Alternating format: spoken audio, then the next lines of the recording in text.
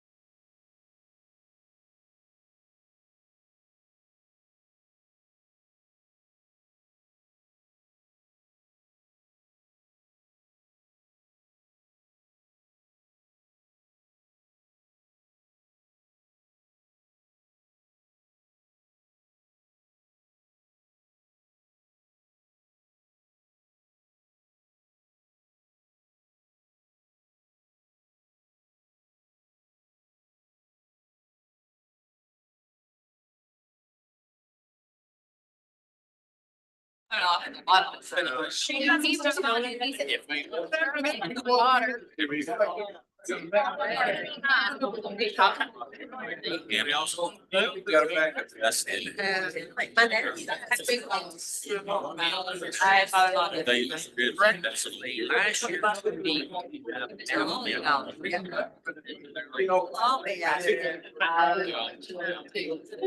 But then I'm not. But he's supposed to be like that. I don't know, are they the same issues?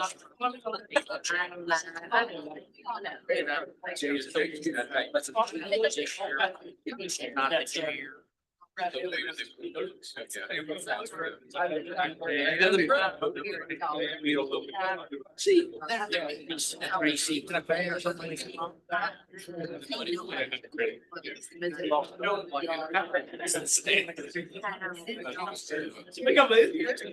Not treating that a little. It's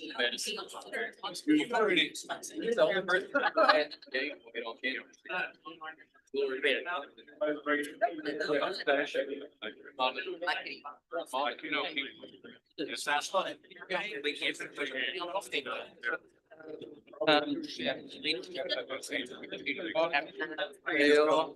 B. Smith. Yes. Been here. Especially in this. Where it, I'll be. How to see. Good summer. Beat up to. I do. Every day you're gone. You might be straight in the backyard. You do? Battery, next to credit. They're not even. He's thinking I participate. I'm like, I.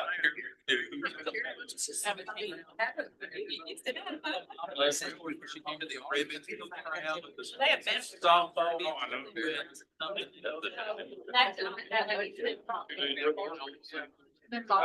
We still. Maybe like did it. Now, I guess you're. I don't. Still got a lot of that. New director. He's got it from. Read on that one. Somebody for sure will pick that up and. Very first time. He's crushing. He is crushing. She runs there. I mean, and the information was out front. She's like. Way. Yeah, it was like. Really hard.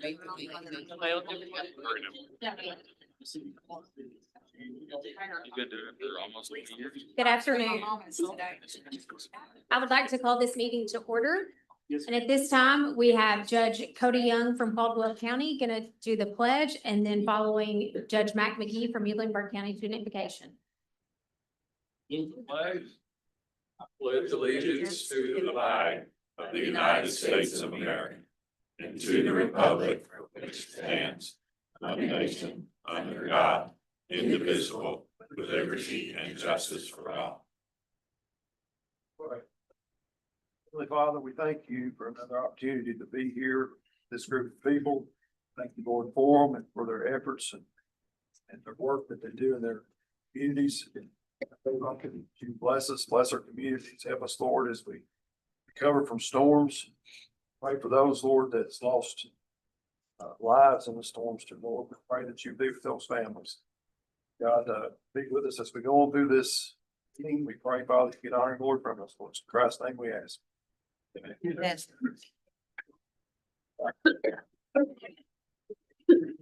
Thank you, Judge Young and Judge McGee. This time we need approval of the minutes. They're in your packet and have been previously emailed out. So moved. Thank you. Second. With David. All in favor? Aye. Any opposed? Motion carries. Now we have Alicia Sutton that's going to present our financial report.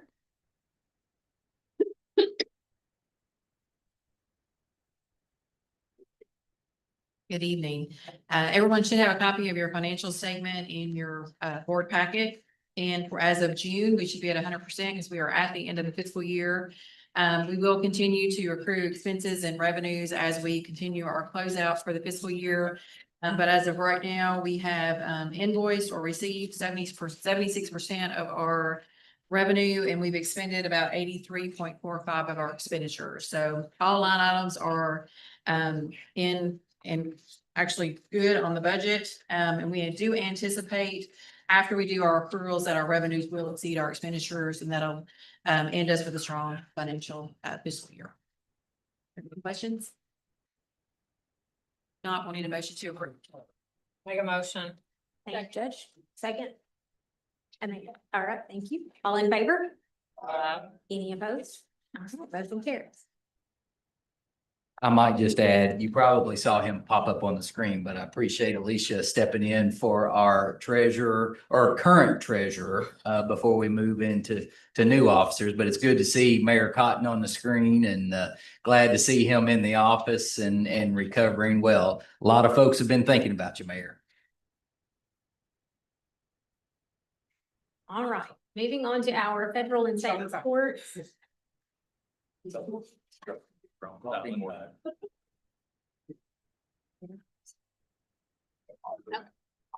Austin Weatherington from Congressman Comer's office. Snuck in.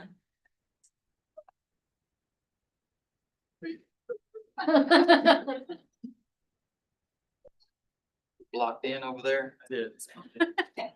Make sure this doesn't use calling. We're good. Well, it's good to join you all again.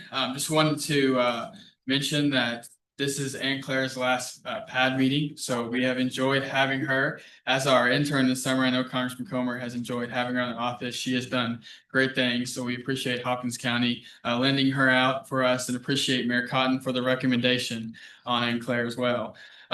Just wanted to mention some things legislatively. The annual appropriations is coming up. September 30th is when the federal fiscal year ends. So we're the House is working on passing some of their appropriation bills. This week on the floor, they have the Department of Defense appropriations bill. So on the House's version, there's a 3.8% basic pay increase. And then there's a 1.15 billion for the counter drug program that the Kentucky National Guard utilizes as well.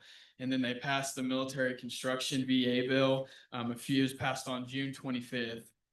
But that included a $2 billion for the military family housing, and then 1.2 billion for guard and reserve facility construction.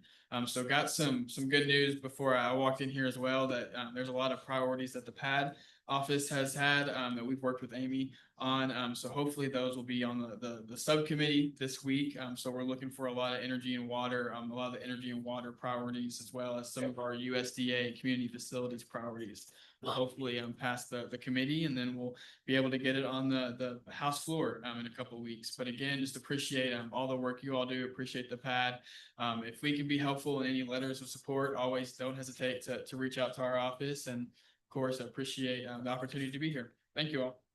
Austin, before I came in here earlier, I did receive some communications from the Commissioner of Department of Local Government saying that DRA, it looked like it was going to be back in the budget. For those of you all that have utilized DRA for a lot of different funding opportunities, they were zeroed out in the administration's budget. However, we learned this morning that that has been placed, not nearly the level that it was, but seeing that it is back in, at least the draft bill, that makes me feel a little bit better. Okay. And I just want to say thank you to Austin and Morgan and Catherine Marks and Jason. They have always been very informative and very helpful when it comes to us talking with them about these programs.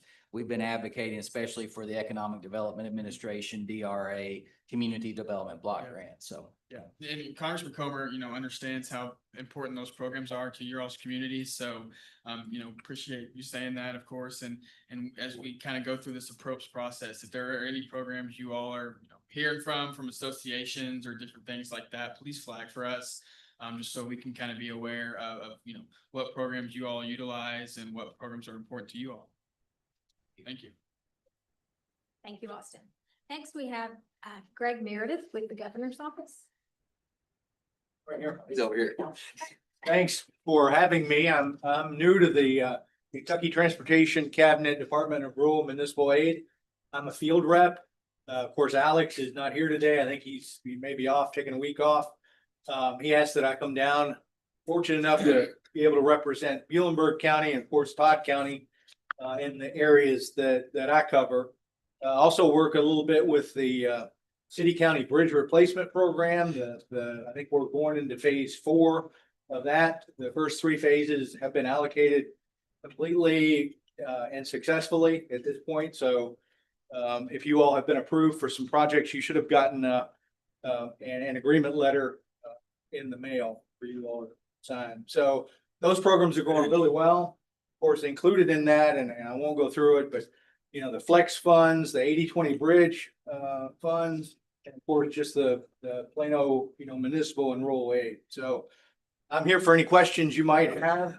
I was once upon a time, I was district engineer in Bowling Green for District 3. So not that I know everybody, but I know some people that might be able to help you if you need something. So thanks for having me. Thanks for lunch. See you.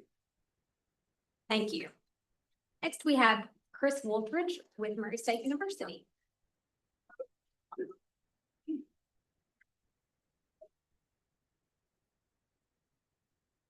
Thank you very much, and I'll be brief. I wanted to introduce you. I'm excited to introduce you to Ms.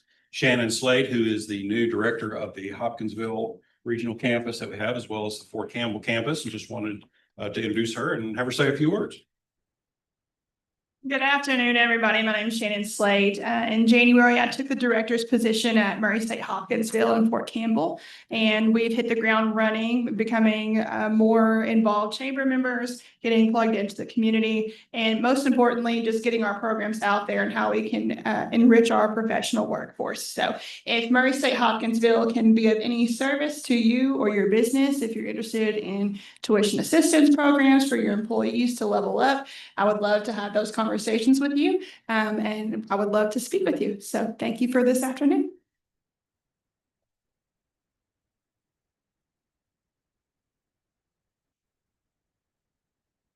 Next, we have Josh Tubbs with TVA.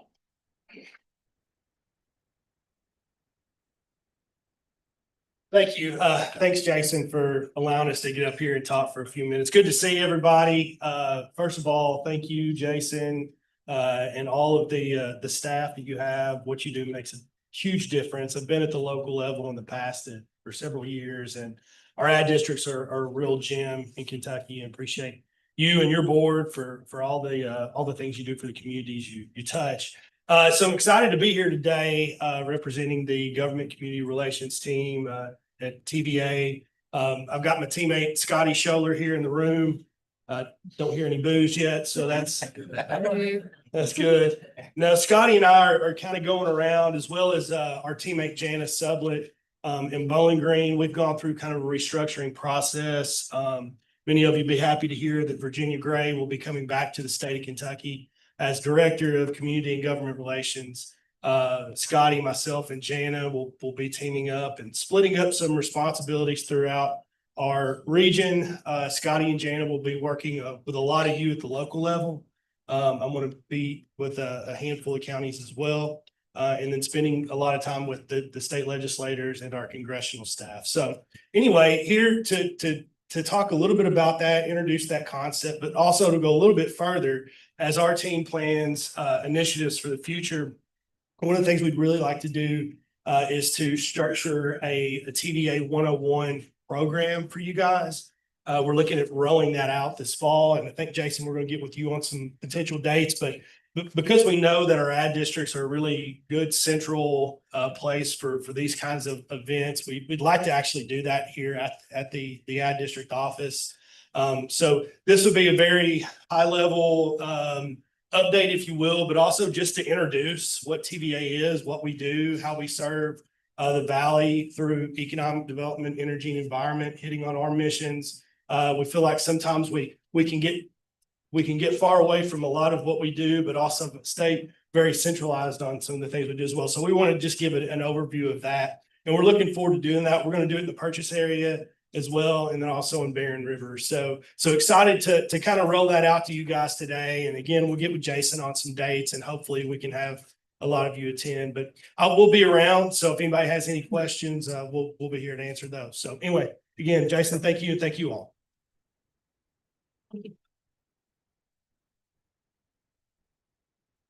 Next, we have Amanda Johnson.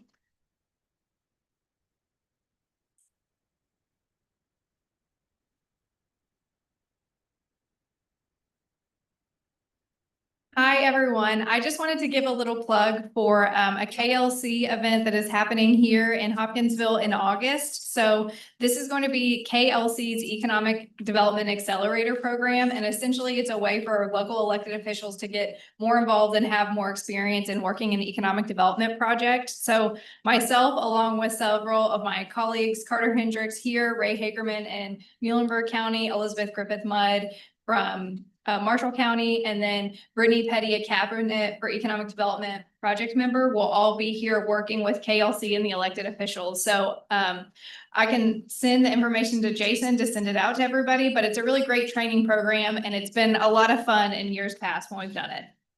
Thank you. Thank you, Amanda. Moving on to our staff reports. First, we have Miss Amy Froh with Community and Economic Development.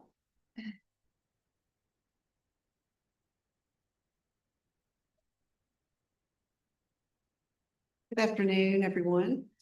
I'm short, but I'm not quite as short as Amanda. Thank you all for being here today. We want to take a few minutes as we prepare for the budget discussion to go through sort of our work plans for the upcoming fiscal year in each of our departments. So the Community and Economic Development Department, the work we do in that department basically touches every community in the region through a wide array of services, whether that be from infrastructure to housing to economic development and resiliency planning.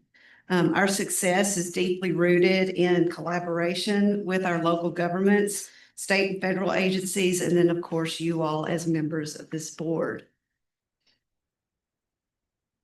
So this slide really speaks to the scope of work that has been growing within our department. We can continue to see a strong demand for our services and increasing complexity with the projects and types of projects that we're working on throughout the region. As you can see on this slide, we currently have about 310 projects that we are working on for our communities, totaling just under $500 million in funding for those project needs. Over time, we've built a reputation as a trusted partner for project development and project implementation. And again, I think these numbers speak to that. While we've maintained a lean team with 8 full-time and 1 part-time staff members, we do, again, continue to see this number of projects and that complexity of the projects growing. So it requires some creativity on our part as far as staffing goes, strategic prioritization, and then increased collaboration to help keep pace with that. On this slide, you can see sort of how this project number has grown over the last 5 years. We've seen a surge in projects from FY22 from about 100 projects totaling a little over 100 million. Again, to those numbers that we see today with that project number tripling to over 300 and almost $500 million in value. Our current operating budget, again, is just under 1.2 million, funding 8 full-time and 1 part-time staff members. And then the strategic use of this staff helps yield a high return of investment for you all throughout the region. Moving into our focus areas for this upcoming year, economic development, of course, will be one of our top priorities. We do continue to support projects that support industrial site readiness, public infrastructure that supports job creation, and then coordination of strategic planning efforts with these funding sources listed here. We've supported DRA and EDA as well as other funding applications that help you all develop shovel-ready sites, perform due diligence, and access infrastructure upgrades that you all need to attract businesses. We also see a growing alignment with economic development and workforce readiness. And we continue to work with our workforce department to explore opportunities to foster that relationship between economic development and workforce as well. Community development work touches nearly every county and community that we serve, including traditional CDBG programs, as well as downtown revitalization, public facility and recreation projects, and housing rehabilitation and demolition. Our role is comprehensive in these activities, everything from needs assessment to application development, preparation on procurement, environmental review, on through construction monitoring. Currently, we have about 40 open community development projects, each with their own timeline, mix of funding sources, and reporting requirements. As our project implementation continues into the next fiscal year, we do see more of a demand for grant administration services and compliance management with these programs. We want to help our communities be prepared for project readiness, aligning those projects with funding priorities, and then helping you all build those competitive applications. In addition to being implementers, we try to be problem solvers and help you all solve problems, be partners with our local government to craft those budgets, again, to make those project priorities fit within those funding strategies, and then connect the dots between those needs at your community level with those funding opportunities. This continued support helps us to be able to help our smaller communities with those needs without having to, for those smaller communities without having to procure those extra staff time on the local level. We do see ourselves as an extension of your local government staff. Infrastructure investment is foundational to the Community and Economic Development Department, and it continues to be probably one of our highest requests for assistance. We are focused on advancing projects in these areas, including planning, engineer coordination, funding alignment, and administration. And this is done starting with our Water Management Council, which all of these water, sewer, and stormwater improvement projects flow through.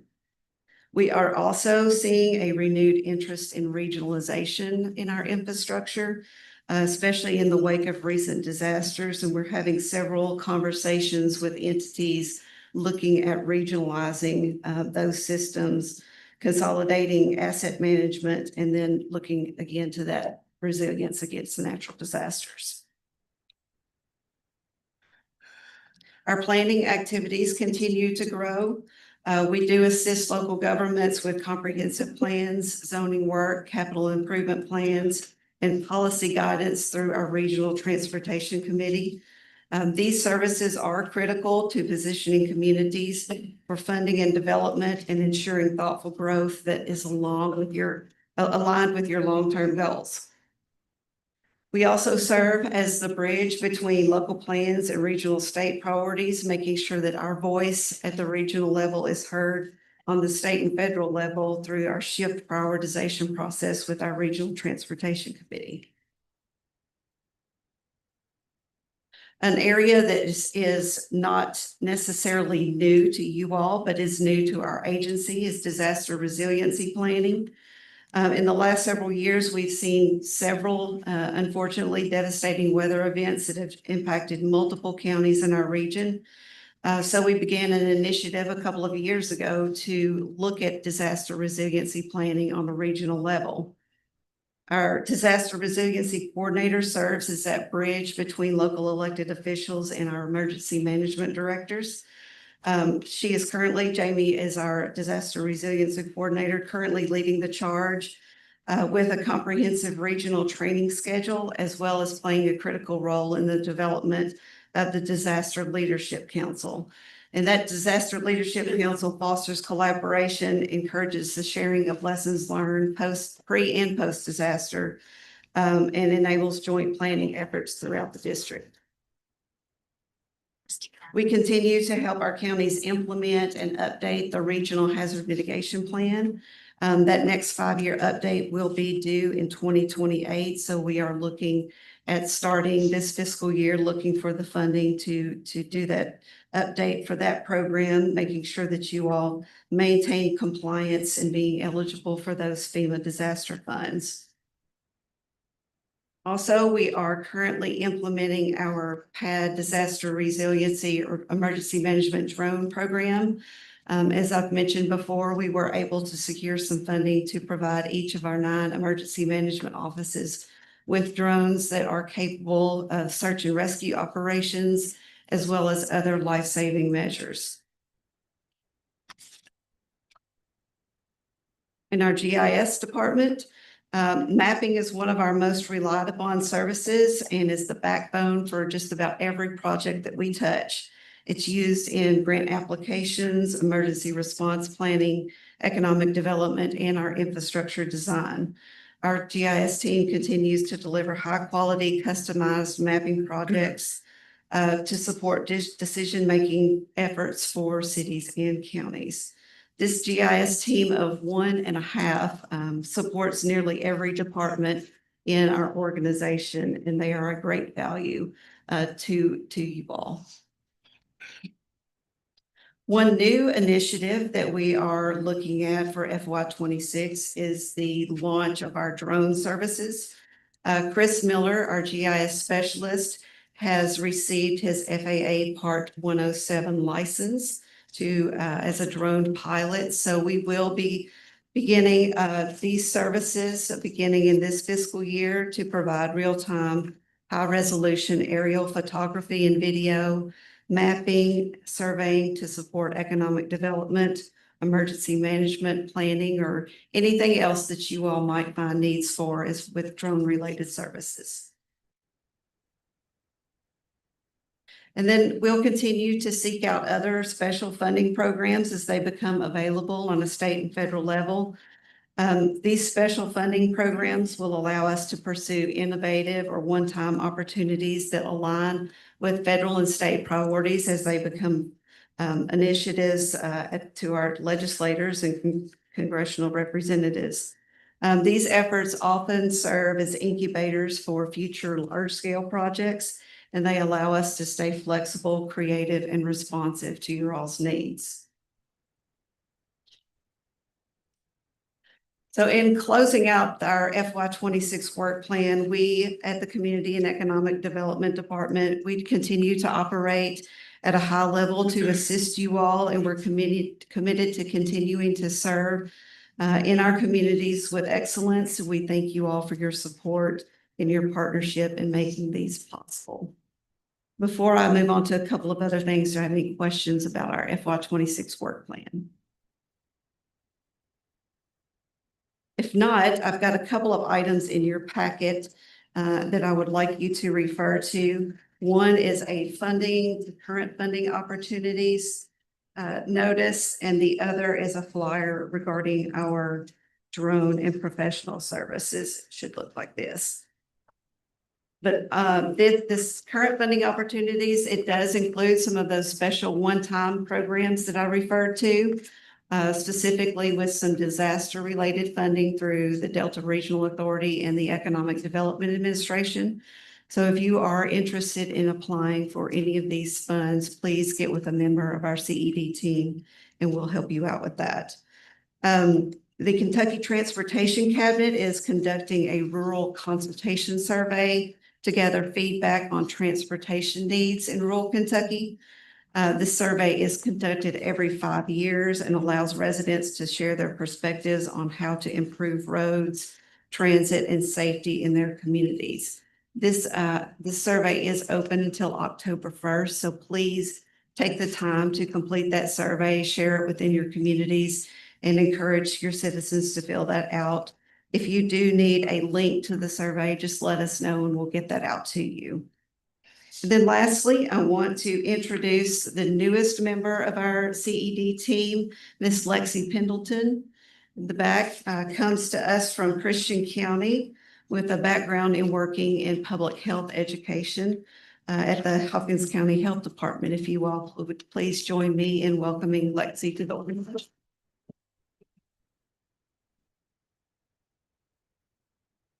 Thank you, Amy. We have Jill Collins with Health and Family Services.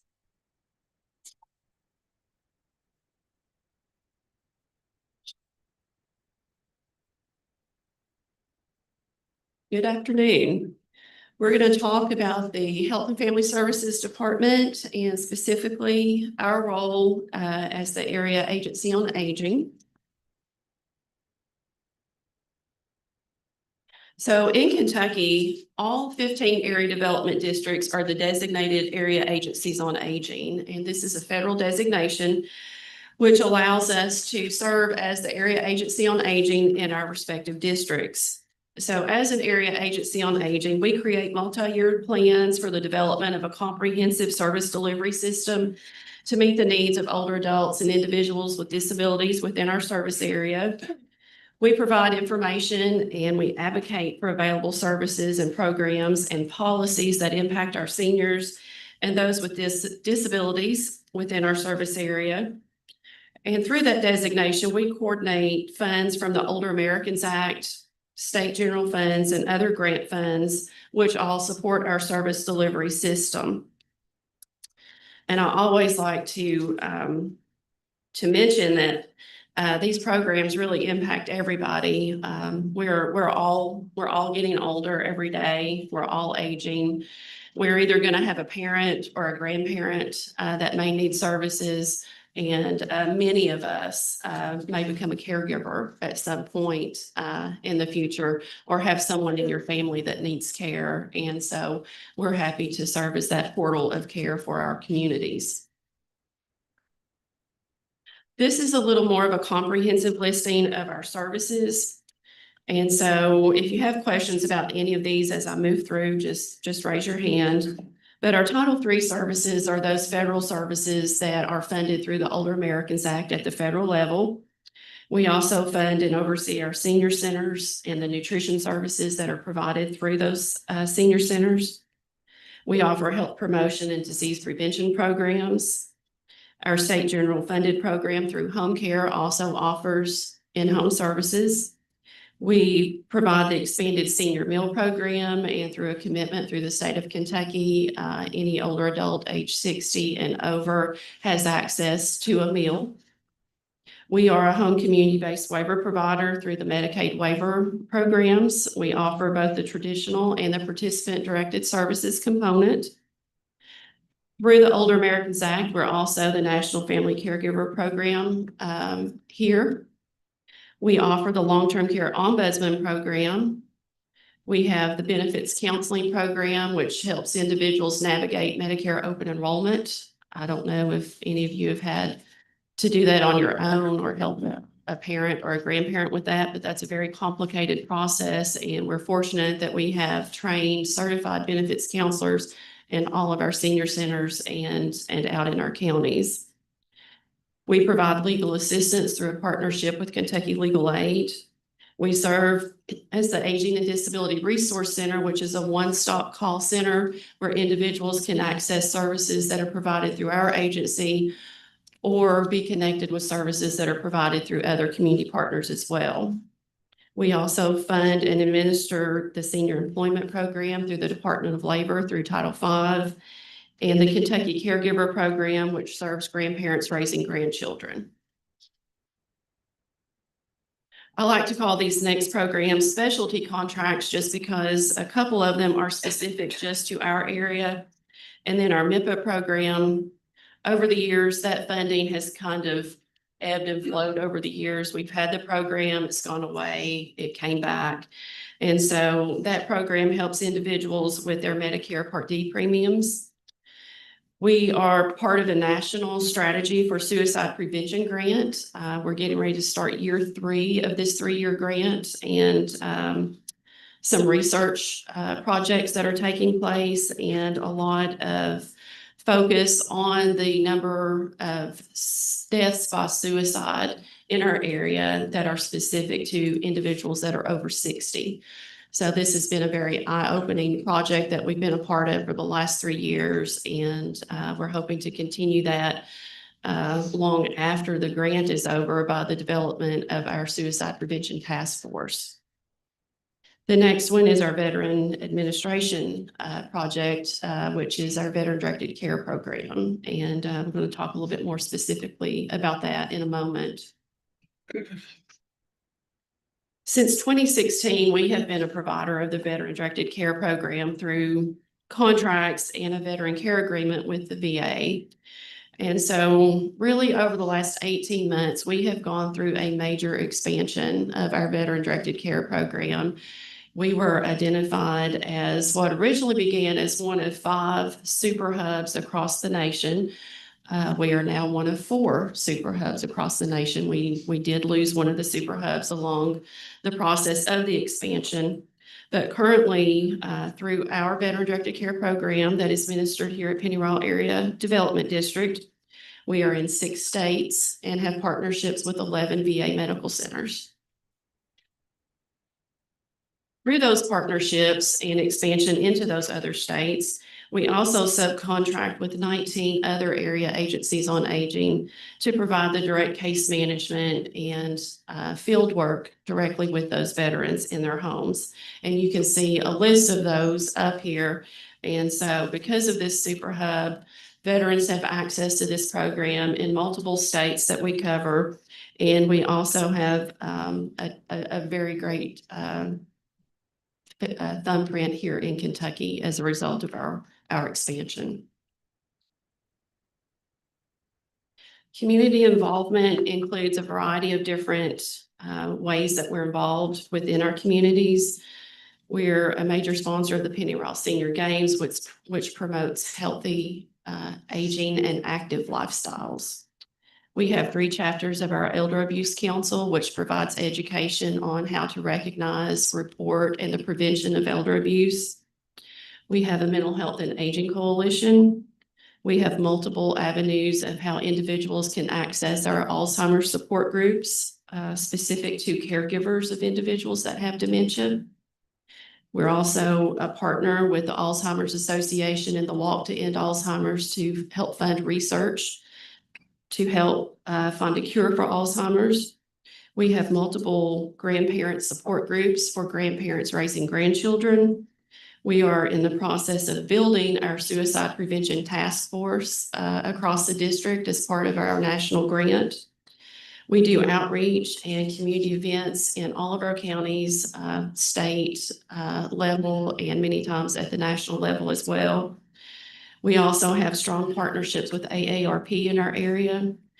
And then as far as partnerships, not only at the state and local level, but also at the regional and national levels with involvement with U.S. Aging and the Southeastern Association of Area Agencies on Aging.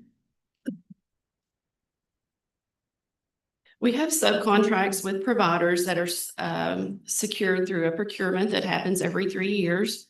And so our current provider base for Title III Home Care, Title V, and our SHIP program is Penny Royal Allied Community Services.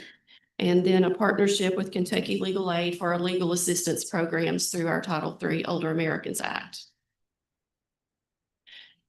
This next slide will show you some of our service projections based on allocations that are provided to us from the Department for Aging and Independent Living. I will point out that on our curbside meals that you can see about halfway down, that's probably going to look a little bit different this year with some new requirements and stipulations for the continuance of curbside meals. But the nutrition program is one of our largest programs. And again, there is the commitment at the state level that any adult age 60 and over has access to a meal. This next slide is specific to our long-term care ombudsman program. We are in a very unique situation in our area in the Penny Royal in the 9 counties that we serve with 37 facilities. That's a large number of facilities that we cover. And that includes 21 nursing facilities, 8 assisted living facilities, 7 personal care homes, and 1 intermediate care facility for individuals that have intellectual disabilities.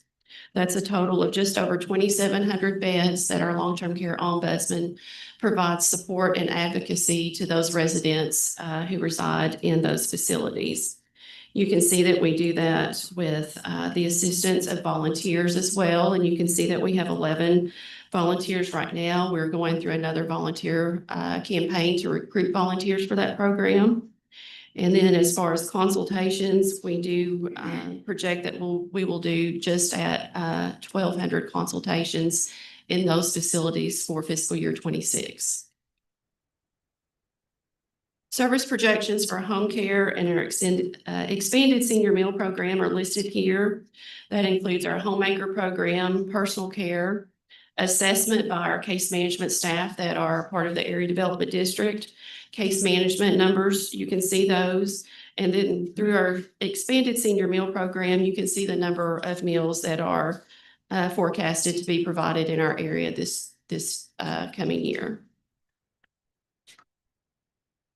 Additional service projections on this next slide include our home and community-based waiver program with the participant-directed services clients at 233, our traditional waiver clients at 58, our national family caregiver 110. Our Title V program slots are at 17, and that number is provided to us by the Department of Labor. Those are assigned. Our veteran-directed care program, which has just gone through a major expansion, will serve 445 clients with expected further expansion after the first of the year. We also expect to serve about 60 clients with the allocations that we have received through our Kentucky Caregiver program that is specific to grandparents raising grandchildren. Within the department, we have 21 full-time staff, 1 part-time staff member, and 5 personal service contracted case managers throughout the district. A local snapshot to give you an idea of just some broad numbers. We will provide services to over 10,000 individuals this next year. Our current total budget for the department is $31.6 million, with much of those dollars coming to us from our veteran-directed care program and our Medicaid waiver program. And we still have a wait list for some of our programs through home care, and those include in-home services such as personal care, homemaking, and as well, we do have a wait list for some of our caregiver services as well. Demographic trends, we watch this closely. Many times our allocations are based on demographics. Kentucky's a rapidly aging state when we look at the number of those individuals age 60 and over. Specifically for Pennyroll, from the July 23 estimates, age 60 and over population is just over 52,000 individuals that, based on their age, could be eligible for services should the need arise. And with the aging population, obviously that's going to increase our need and demand for physical health and social supports that ensure sound quality of life. We want to be sure that individuals have the opportunity and choices available to them to remain in their own homes and communities for as long as possible. As the designated area agency on aging, our role is to assess community needs, develop and fund programs, educate and provide direct assistance, serve as a portal of care, and to be custodians of public interest to make sure that we're maximizing the use of public dollars and serving as many individuals as possible. I know this next slide may be a little hard to see, but I want to give just a brief summary of what this is. And so those of you that have been on the board for a while, you know that we've gone through a major expansion within the department with a couple of our programs. And so as a result, we've made some changes within our organizational structure within the department. And so we are now going to be called the Department for Health and Family Services. So I'll have a title change as your director is Department for Health and Family Services. And we do have several staff that are going to be taking on some new and additional responsibilities as we move through the expansion and the reorganization of the department. This is just the organizational chart for the Health and Family Services Department. So you can see there are a lot of staff and a lot of roles that we have. And so as we move through this next fiscal year, I'll be providing more updates on what those shifts and duties are going to look like and what those role changes are going to look like. But I think we're just very blessed to have the opportunity to serve as many individuals as we do through this department and have the impact that we do have, not only in our own community, but throughout the state of Kentucky and those 5 other states as well. I have my contact information on here if anyone needs to contact me. But I also have 2 new staff that we did not get the chance to introduce in June because we met over at the convention center. But I would like to introduce Tammy Meredith, if Tammy could stand. Tammy is going to be working with us in our caregiver program, and she's going to be working specifically with grandparents raising grandchildren. And she's been with us a little over a month now, so welcome, Tammy. And the next staff member I would like to introduce is Jessica Davis. Jessica will be working with us in our veteran-directed care program in a new position that has been created. So we're very glad to have you, Jessica, and welcome. There are just a couple other handouts in your packet that you can kind of look at on your own, but there's a breakdown of the wages by county that are paid out through our Medicaid waiver program. You can see those are broken out by the fiscal year. Total wages that have been paid out to those employees of that program that provide care to the clients is right at $8.5 million. Then I also have a breakout of the service reports for the department for April and May. You can kind of get an idea of our activities and events that have taken place.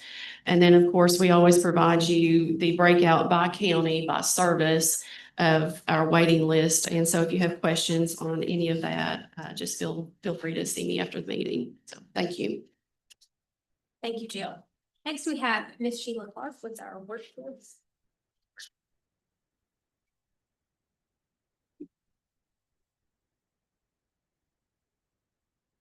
Good afternoon. Thank you.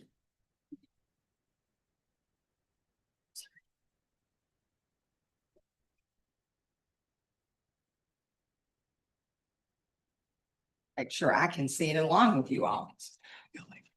In looking at the workforce services, we've gone through many changes over the years, and this is the time that we're at the lower end of budget amounts that we've participated in over the years. And in looking at the basic services, the administrative services, and how the pieces are put together, you'll see that the area development district is the fiscal agent and the subrecipient. And you'll see that the purchase area development district has our one-stop operator and provides the direct service staff that helps staff our career centers. And so in looking at the administrative activities and how that's brought together, there are 10 workforce boards in the state of Kentucky, and we're one of those 10. And then we have a KWIB, a Kentucky Workforce Innovation Board at the state level that provides guidance and policies to us locally.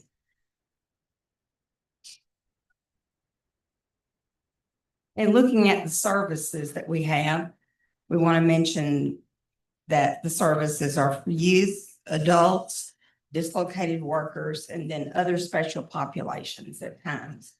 And we consider this program, if you have a special need for it, it's not good, because that means you've had an emergency of some sort, you've had a major dislocation, you have youth that are troubled with trying and need assistance. And those activities, as well as the unemployment numbers, all help break up and make up our allocation amounts that we receive. To date this year, we do not have our final allocations in place, but we will be working on those as they come. And not the smallest effort by any means is placed with the business outreach and our business service teams that do those activities.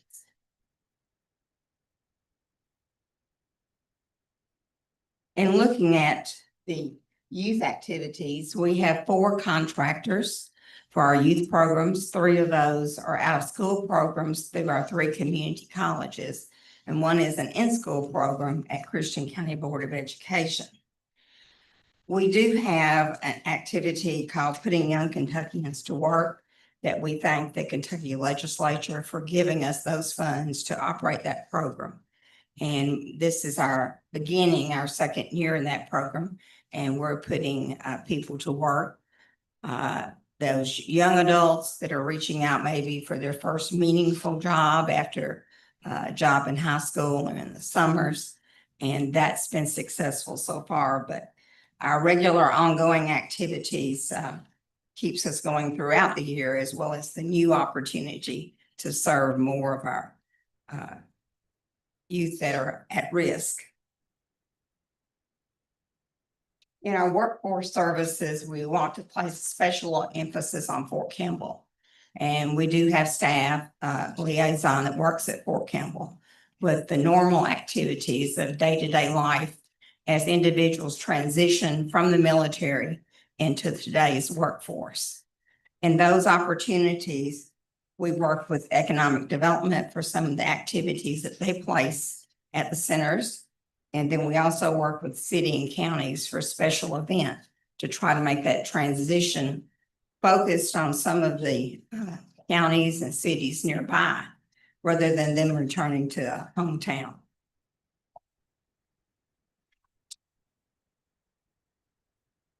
We are more commonly thought about lately in some of our emergency grants that we've requested in the area.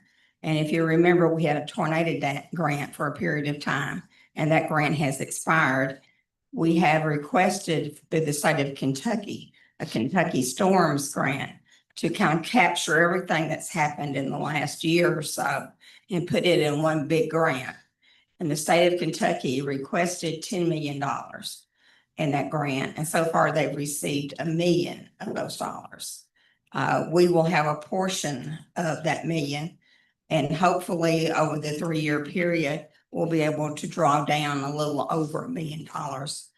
And this is to help with the storms, the cleanup, the nonprofits, the city and county that might be working on public property to clean up, as well as looking at some other services that we can deliver through those individuals that might be on a layoff, large layoffs that we haven't had lately, thank goodness.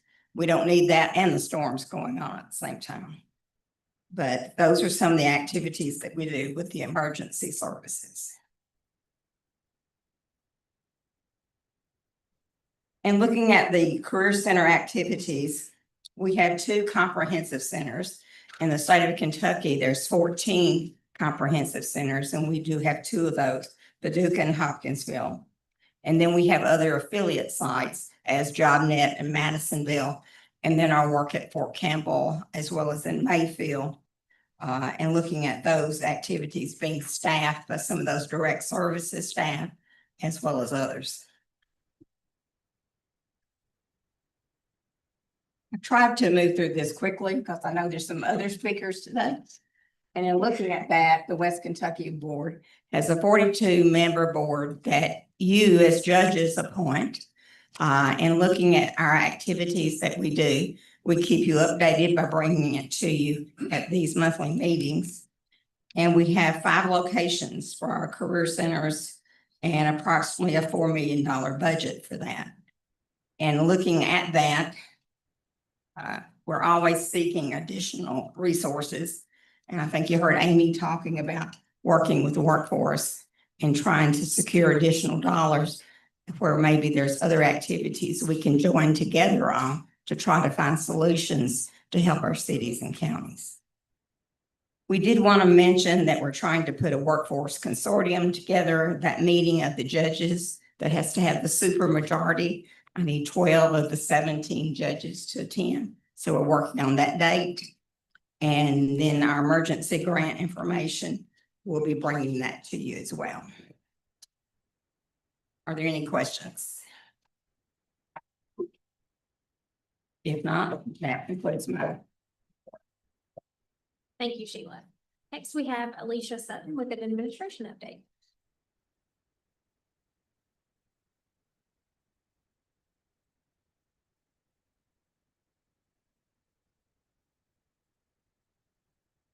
So the Finance and Administration Department covers 10 full-time staff and 4 part-time staff. And part of our duties is just covering the day-to-day operations of the agency. That covers anything from payroll to cash receipts to accounts payable, to internal controls, and then the communications and public relations. We also serve as the fiscal agent for the Pennyroyal Elder Abuse Council, the Pennyroyal Solid Waste Management Authority, the Hopkins County Long-Term Recovery Group, and the West Kentucky Coalition. Most of that, it just includes processing accounts payable and then doing some financial reporting for those councils and agencies. As Jill mentioned earlier, the financial department has also been impacted by the Veterans Directed Care Program. She mentioned we've had some major growth there. We've expanded our services into Indiana and Ohio as we continue to serve Kentucky and Tennessee clients as well. We are currently serving 332 clients. This time last year, we had about 82 clients, and we're now at 332, so that's over a 300% growth. I do want to recognize any staff that has touched that Veterans Directed Care Program, whether that was financial or program related. So if you guys could stand. Be shy, stand up.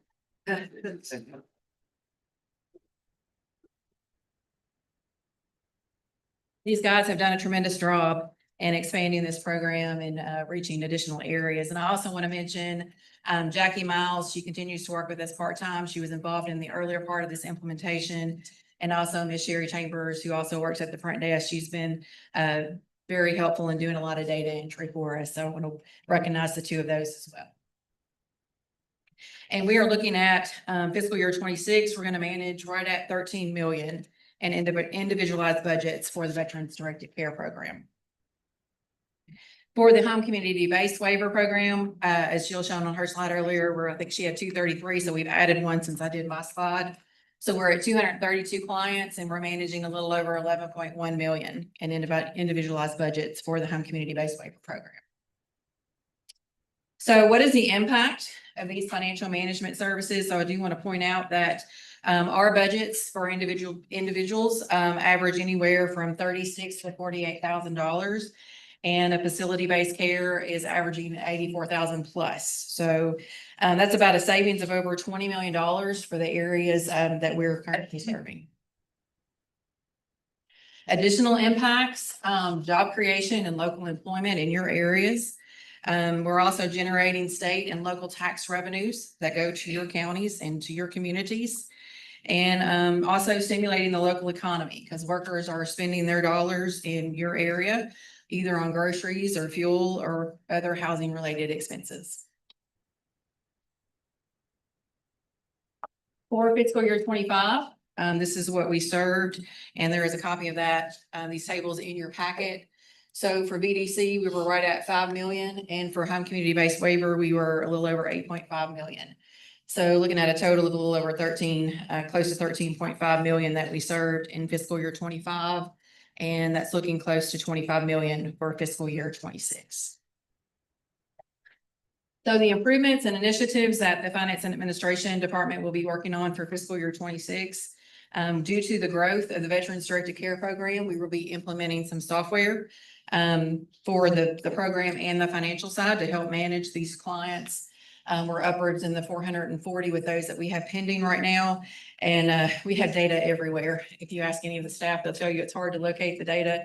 And so this software is going to collaborate and keep us together and work with the different spokes and medical centers that we operate with. We're also going to try to streamline the benefit enrollment process for the PeADD staff to make that easier when we onboard individuals.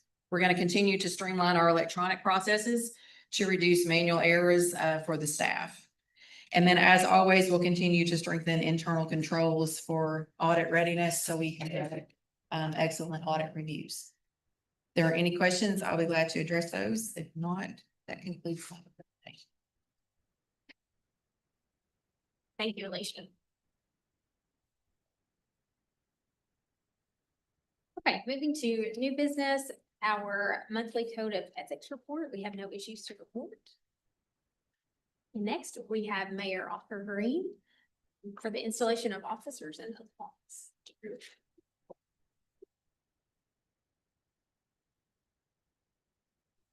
Christy told me earlier she was looking forward to this report. She's tired of sitting up here. But we need to give her a hand. You got a little extra time. She's got about 3.5 years. You notice since she said my name, she started grinning. And I'll do one other thing. It's not on the script. I got a script, but I never follow a script anywhere I go. If you're at work for PeADD and you hadn't had a chance to stand up, would you stand up, please? Well, obviously nobody works today. We have a shy group. Got shy, yeah. Not when they're at, not when they're at. The nominating committee met on July the 11th, and the committee voted unanimously for the following individuals to serve as officers for a 2-year term beginning July 1, 2025. So we're just a few days behind with that because we had another meeting last month somewhere else.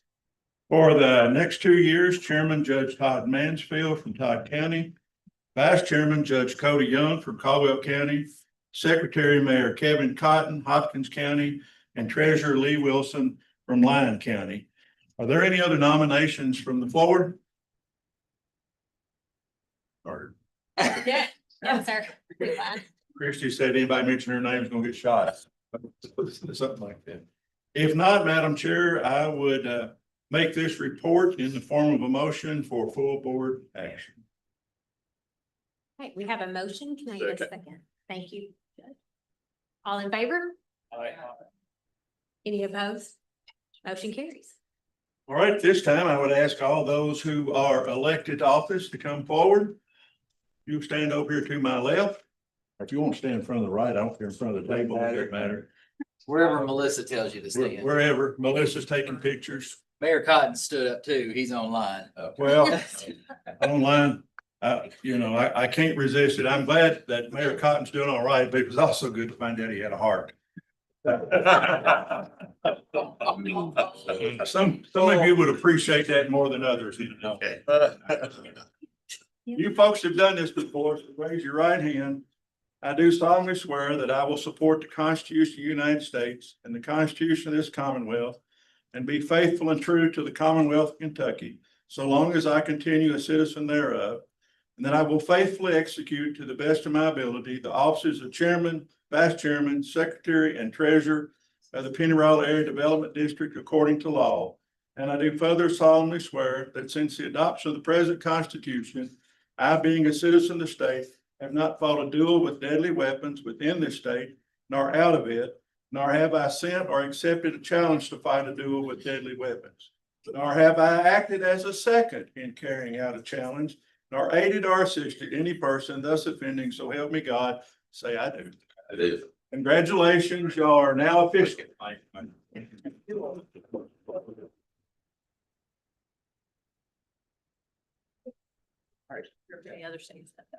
So my first action is to present Miss Chrissy Carter with an award or a service award for your service for the last 2 years. I want to say, Chrissy, she's had an eventful 2 years, and I think she's done a wonderful job as our leader of this organization. So thank you, Chrissy. You're welcome to stay on if you want to. You good? Okay. All right. You got this. She says she just continued to. Okay, that sounds good. You won it. You All can have right, it. every second Monday.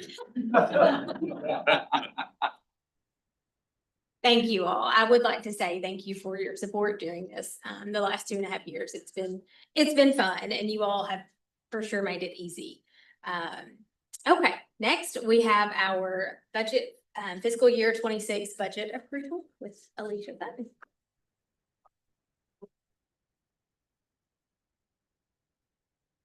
So you guys should have a copy of the budget in your packet. You've heard from the management team what the work plan is for fiscal year 26. So I'd like to review the actual dollars that go along with that. On the first page, you'll find your projected revenue by funding source, which is federal, state, and local, as well as a breakdown of what our service budget is, which is funds that are passed through to other entities, and then also our operating budget, which is used to support the district's direct operations. And then the last page outlines our projected expenditures. So the executive committee met on June the 25th, and we reviewed the budget line by line discussions with the management team. So starting with revenues, total projected revenue for fiscal year 2026 is 37.3 million, which is a 5.1 million increase over fiscal year 2025. Key changes to revenues includes a 21% increase in the health and family services budget, and that's primarily driven by the expansion of the Veterans Directed Care Program. There is an 8% decrease in the training and workforce development revenues. This is a decrease due to a continued reduction in core allocations and the loss of the dislocated worker grant tied to Project Twister. Workforce funds normally experience mid-year funding changes based on economic factors in both the Pennyrile and Purchase regions. There is a 9% decrease in the community and economic development revenue, and this is due to the expiration of some temporary funding sources, such as the for the Delta Regional Authority pilot program, the BRIC program, and the Radon project. And community and economic development also experienced a reduction in some JFA and KIA contracts. That was due to the expiration of some temporary additional funding that we received, and it brings us back to the prior year's funding levels in those areas. I also want to mention that the Community and Economic Development Department, they also manage over 500 million of your direct projects as well that is not reflected in our budget. Of the 37.3 million, 7.7 million is allocated for operations and 29.6 million is earmarked for the pass-through and direct services that we provide. Are there any questions about the projected revenue? Hearing none, we'll move on into expenditures. The expenditure schedule that's found on the final page is organized into personnel, travel, and operating costs. And personnel costs includes a salary adjustment for staff based on our performance evaluation process. And the benefits were adjusted to reflect a 7.7% increase in our health insurance premiums. Travel expenses remain flat across both the staff and board categories. And then operating expenses are largely consistent, with modest increases in the insurance and membership costs to match the actual premiums that were being charged. We've also increased our direct program expenses to support the new BDC software implementation that we mentioned earlier and the required background checks for the Medicaid waiver participants. Overall, projected expenditures total 35.6 million, which is up 4.7 million from last year. Importantly, revenues exceed expenditures by 1.78 million, which represents 4.6% of our total budget. This surplus allows us to maintain flexibility as we move into the new fiscal year and positions us to manage any unexpected cost or any funding shifts. Are there any questions on the expenditures? If not, we'll need a motion to approve. Thank you. Can we get a motion to approve the, Move. in a second? All in favor? Aye. Any opposed? All right, motion carries. Next, we have our director's report with Jason. Well, thank you, Madam Chair. And I also want to thank the executive committee for spending the day with us a few weeks ago to go over this budget in great detail. One thing I will follow up on as Alicia was talking, and I'll use the Delta Regional Authority as an example. When we set our budget each year, we try to look at the most conservative budget that we possibly can. So for instance, we remove that Delta Regional Authority pilot program that she talked about. However, based on the information that we learned this morning and some other information that Amy has received, we do anticipate probably those funds to come back.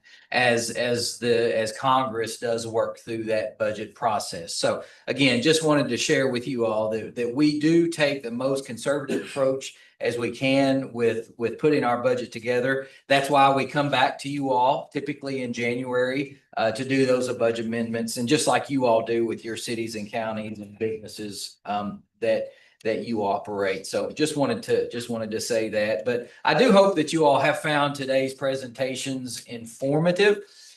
I'm sure you think it's never ending, but this is one of my favorite meetings because it's our opportunity to share with you all everything that our thumbprints are on here at the PeADD. And I hope you all are proud as being a board member of this agency for everything that this agency does touch on a daily basis. And it, whether it's community and economic development, whether it's workforce development, whether it's our health and family services, it all goes back to making the folks within our region have a better quality of life, so that our kids and grandkids will stick around, and then so that we will be able to attract additional folks to our region. So I hope you all picked up on that throughout today's presentation. But I was telling some folks this the other day. I was looking through some old minutes back in 1969, which June of 1969 was the first meeting of the Area Development District, and they set the first budget of the Area Development District in 1969, and that budget was $52,000. 48,000 was made up of a grant from the Economic Development Administration, which is still very important to us and very important to your communities today. And then $4,000 dues from our nine county governments. So we've gone from a $52,000 budget in 1969 to a $37 million budget in 2025. So we're proud of that. Again, I hope you all are proud of that, but more importantly, proud of the fact that those dollars are going to create a better quality of life for the individuals that live here and will hopefully move to the area. But with saying all that, I do want to say congratulations to our new officers. And because we have new officers, in your packet, you will find a corporate resolution that the board needs to take action on today to change the signatures on our bank accounts. That means Lee Wilson's going to have access to all of our bank accounts, which is somewhat scary.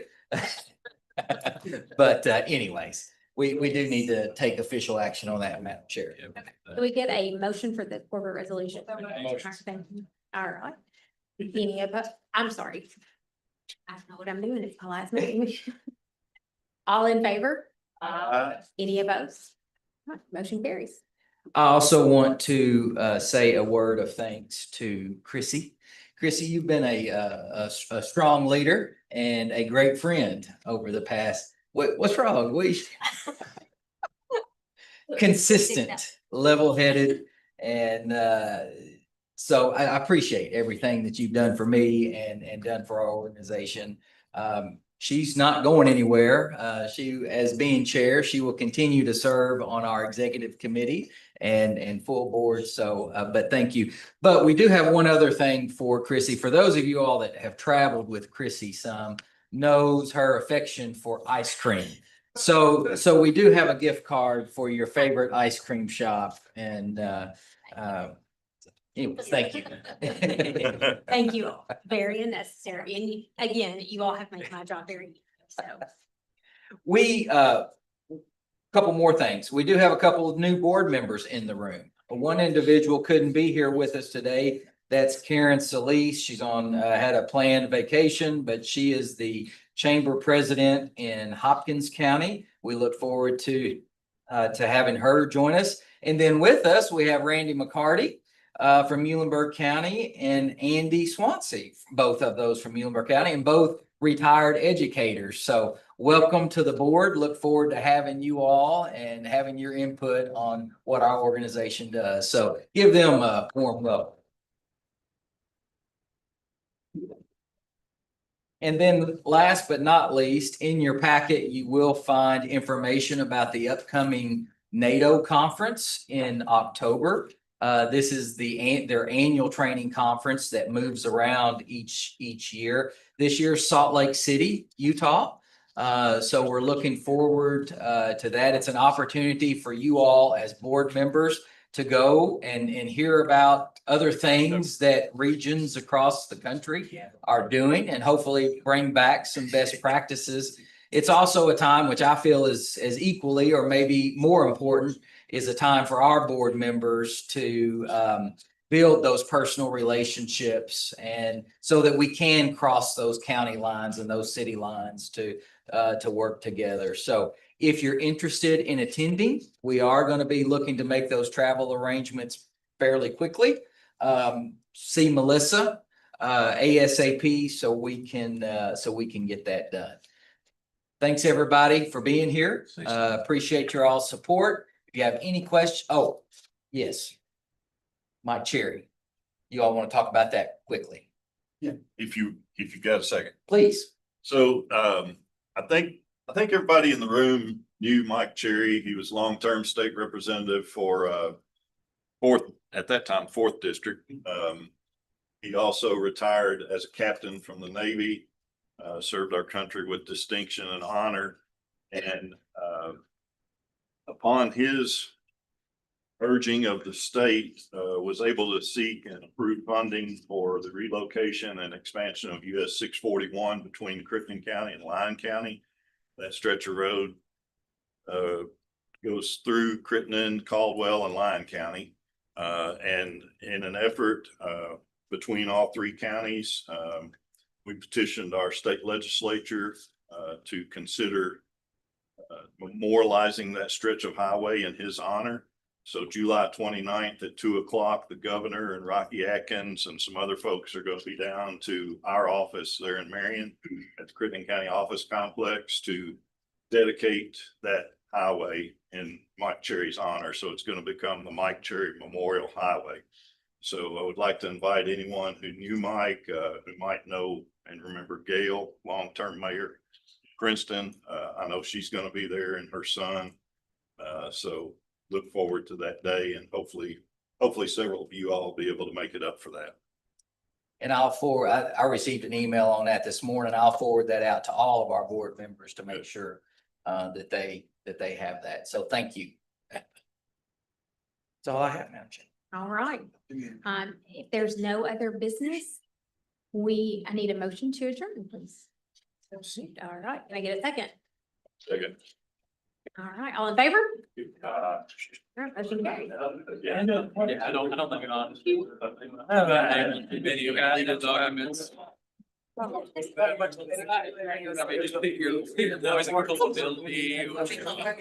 Chris Slash with a map. It's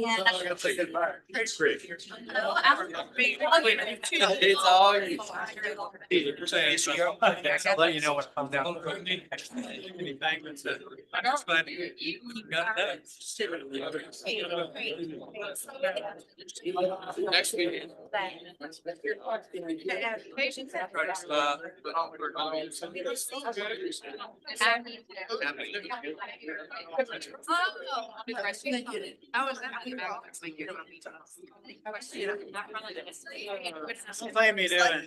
I said to you this morning, yes. I like today. How are you?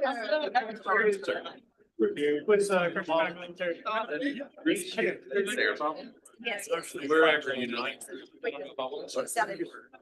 Put it on our calendar.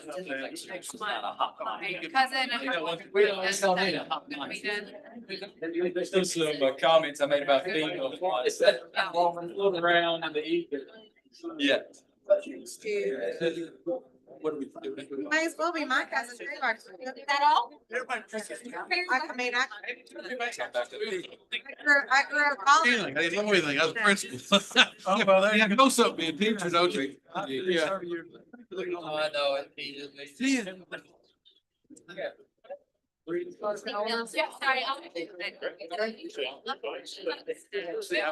On August 2nd, into my junior year.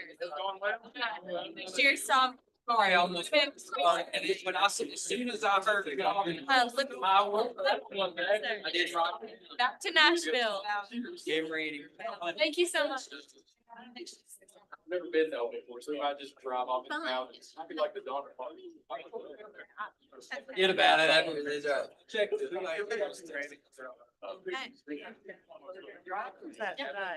Maybe do. Oh, no. Waiting very less. Somebody find dinner. Please do, yes, just if you can, yeah. I'll say. I guess I could have tucked him in the shirt. And looked a little bit. Oh, when I said that. You'll just be standing there and all of a sudden, That's the reason I got it. it's never forward. There wasn't a lot of competition. So, you know, I like to be at the top. All right. My mom saying it, she hollers at. Yeah. Killing me, Smalls. I was gonna give you an ambulance. Josh was still. My dad too. That much of his spine is fused together. He's got two hips, two knees. It's the exact same situation. Except my dad. It wasn't the same. It was a lot. I know. It's physical injury. It's kind of weird. Still in. That's not changing, but. 29. I didn't know anything about it. Go with Brian. That's what the other is, I think. Long and skinny. I guess don't. Yeah. Back up. Okay. And then that way.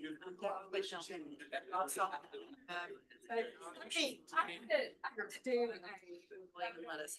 You just didn't want to talk to him.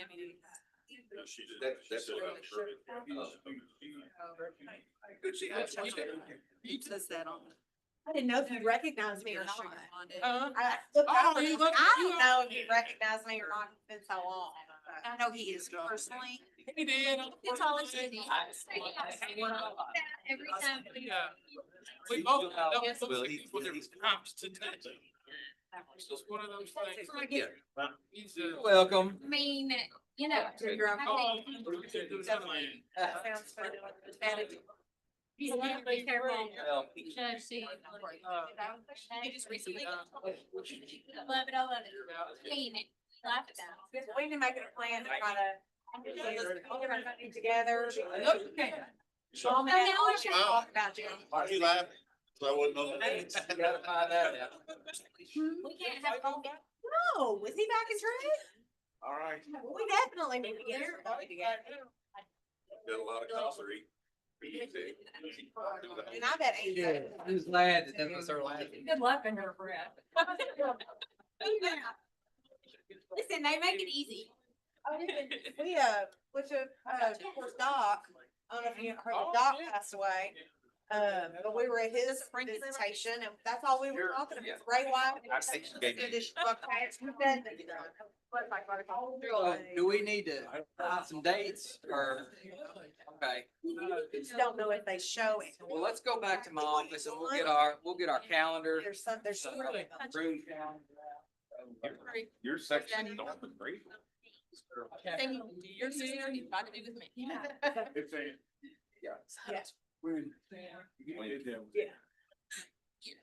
What I did. And you've got we one did the glitch. fatalities, Oh, which glitch. is a big deal.